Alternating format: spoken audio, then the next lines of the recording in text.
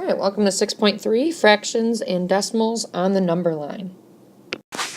So in 6.1, we learned that integers can be negative. So fractions and decimals can also be negative. And in example 1, I'm going to show you how that's possible. All right, so example 1 is graphing negative fractions and decimals. So the directions read this. Graph each number and its opposites. So the example they give us first is 3/4. So you draw out a number line and then put in your 0, and then you'd have to figure out, well, I've got 3/4, so I have to graph 3/4 first. How would that look on a number line? Remember, we want to put intervals equal, so they all have to become equal. So in order to do that, I would start with 1/4, 1/2, because if you think about it, we're working within quarters. Each of our intervals, excuse me, are in quarters. And then that would give us 3/4.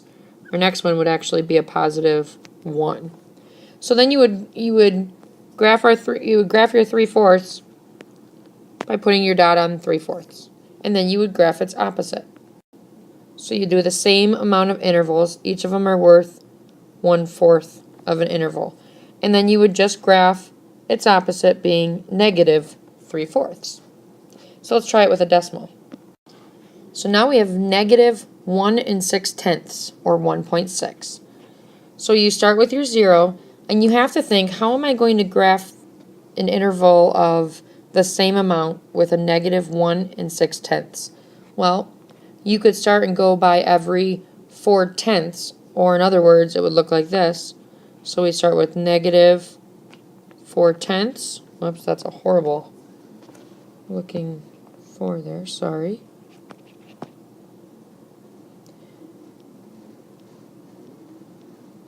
And you would go so on until you get to negative 1.6.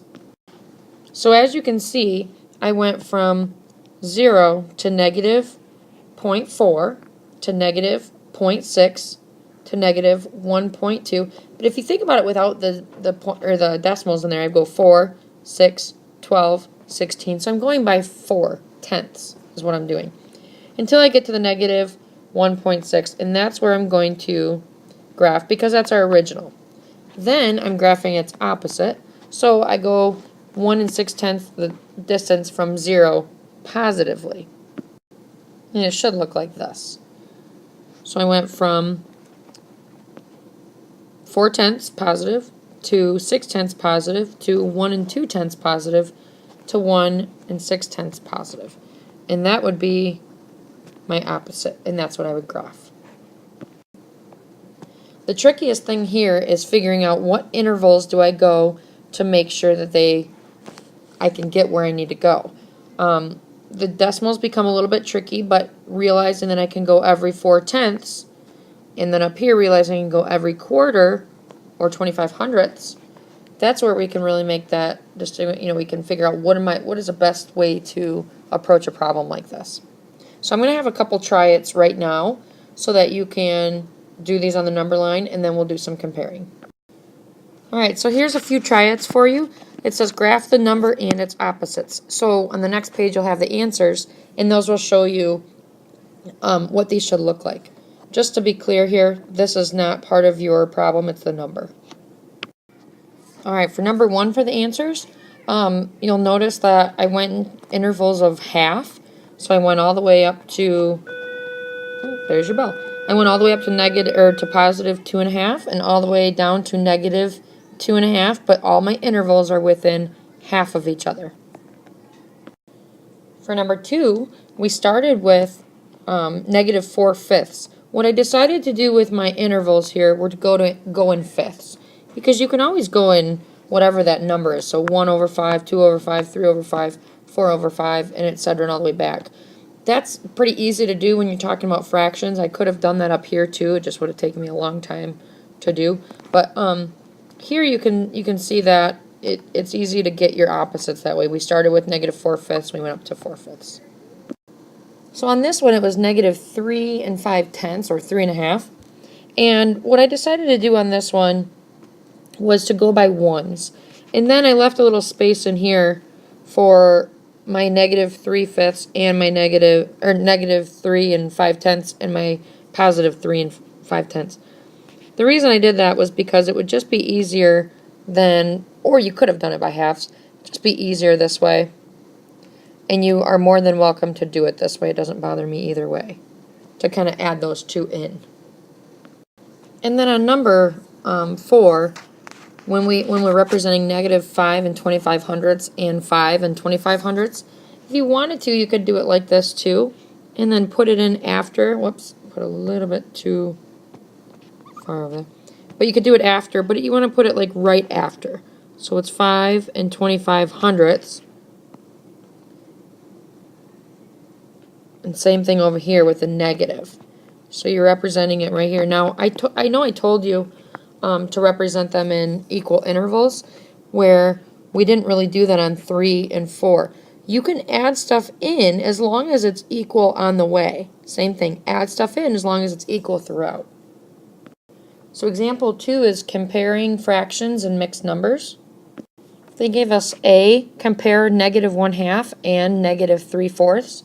We're going to start with putting them on a number line with 0 in the middle, or however you kind of want to represent it.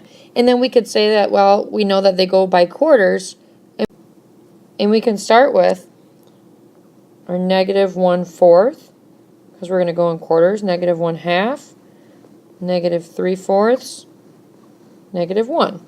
You just want to add maybe a, 1 or 2 up here on the positive side, just so you kind of know that that's the amount we're going into. And then you're going to graph both of them. So we have negative 1/2, and we're comparing it to negative 3/4. So we can say, all right, well, if it goes further that way on the number line, we know that that's the negative way. So that negative 1/2 is to the right of negative 3/4. So we can say negative 1/2 is greater than negative, 3/4. And this would be your answer. So part B is a little bit more challenging. What I suggest is that you make sure that you prove it to me on a number line, because if you don't, you could just have your numbers and it might not make any sense to you. So I'm going to start my 0 down here this time, and I want to put them in intervals that I can understand. So I'm going to start with, on my number line, actually I'm going to erase my 0. I'm going to start with negative 4 right here. Okay, because I'm dealing with negative 4 and 5/6 and negative 4 and 1/6. So I'm going to start them by going by sixths. That's a tongue twister. So negative 4, and then I'm going to go negative 4 and 1/6, negative 4 and 2/6, negative 4 and 3/6, negative 4 and 4/6, and then negative 4 and 5/6. Sorry, that got a little bit sloppy. So now I can plot what I have, because I've got my negative 4 and 5/6 right here, and I've got my negative 4 and 1/6 over here. Now I can put my answer that negative 4 and 5/6 is to the left of negative 4 and 1/6. So that proves to me that negative 5/6 is less than negative 4 and 1/6. Okay, remember too, this is the order we're going in. That's why we put negative 4 and 5/6 first. Make sure that you pay attention to that. Even though we wrote down negative 4 and 1/6 first to plot it, it doesn't matter. Pay attention to the way it goes. And our last example is example 3, comparing decimals. So we're going to compare negative 3 and 8/100ths and negative 3 and 8/10ths. So make sure you're saying those correctly, because it's really important that you do, or it won't make sense. And you're noticing here that I've got that decimal of that 0 placeholder. It makes these numbers completely different. So I realize this can be rather tricky, because we have a lot of numbers to add, but I realize if I go between negative 3 and negative 4, it should make it rather easy to plot out and make them equal intervals. So we're going to start with going right down the line and making a negative 3.1.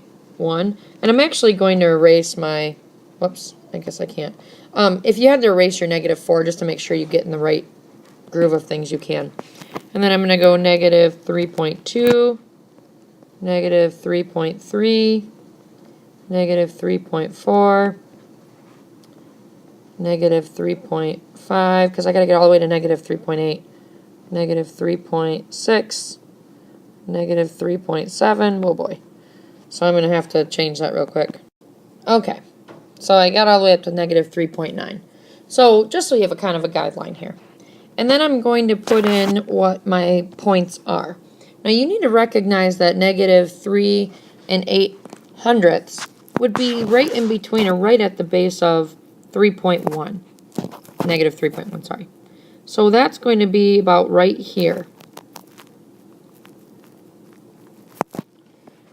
And that would be where I plotted that. And then my negative 3 and 8/10ths happens to be way down here.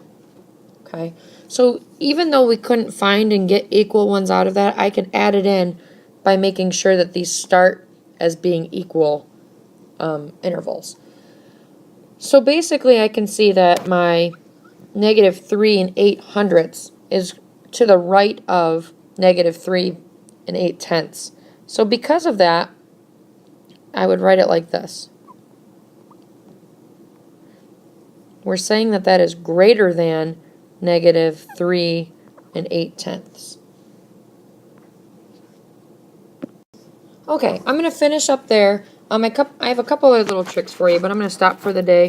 And then when I see you when we do our flip groups, then we can kind of talk about what some other ways that we can put those down so you can understand, like, because I know that these can be a little bit tougher.